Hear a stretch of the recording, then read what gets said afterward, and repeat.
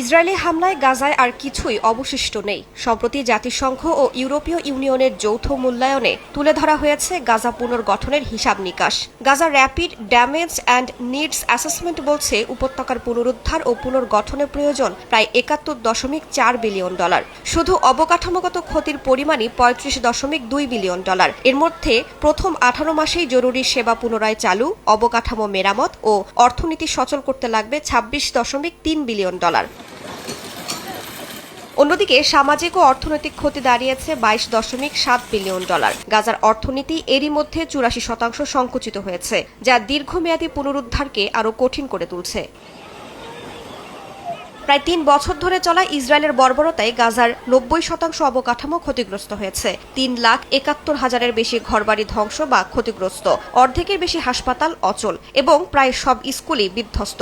প্রায় ১৯ লাখ মানুষ বাস্তুচ্যুত হয়েছেন, যাদের অনেকেই একাধিকবার স্থান পরিবর্তনে বাধ্য হয়েছেন।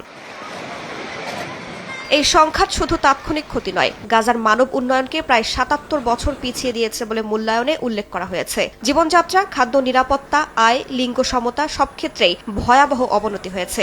ভঙ্গুর যুদ্ধবিরতির মধ্যেই এখন সবচেয়ে বড় চ্যালেঞ্জ ধ্বংসস্তূপ থেকে একটি কার্যকর সমাজ ও অর্থনীতির পুনর্গঠন। রাইসা জান্নাত, সময় সংবাদ।